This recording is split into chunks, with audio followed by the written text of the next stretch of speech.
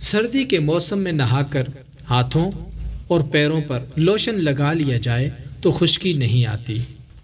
اگر ہاتھوں کی جلد سیاہ پڑ جائے تو ٹوتھ پیسٹ میں ہلدی ملا کر رات کو لگا لیں اور صبح اٹھ کر دھو لیں، ہاتھ دودھ کی طرح سفید ہو جائیں گے۔ اگر سالن بد ذائقہ بن جائے تو اس میں ہری مرچ اور مسالہ تڑکا دے کر ڈالنے سے سالن کا ذائقہ بالکل صحیح ہو جائے گا۔ پکے چاولوں میں اگر نمک زیادہ ہو جائے تو ایک لیموں نچوڑ لیں، نمک بالکل صحیح ہو جائے گا۔ رات کو ٹائٹ کپڑے پہن کر سونے سے قد بڑھنا رک جاتا ہے۔ مچھر کے کاٹنے سے خارش کے نشان بن جائیں تو خشک صابن کی ٹکڑیاں رگڑیں، فوری آرام آ جائے گا۔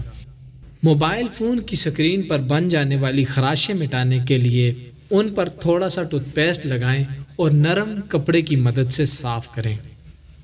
چہرے پر اچانک کوئی دانہ یا مہاسا نکل آئے تو اسے فوری طور پر ٹھیک کرنے کے لیے سٹیل کا چمچ گرم کر کے دانے پر لگائیں، دانہ جلد ہی ٹھیک ہو جائے گا۔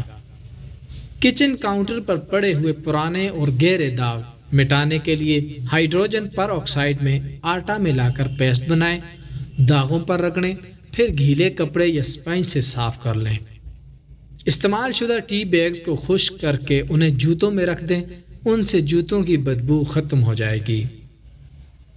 موسم ابر آلود ہو، ایسے میں کپڑے جلدی خشک کرنے ہوں تو گیلے کپڑوں کو واشنگ مشین کے ڈرائر میں ڈالیں اور ان کے ساتھ ایک خشک تولیہ بھی شامل کر دیں، کپڑے بالکل سوکھ جائیں گے۔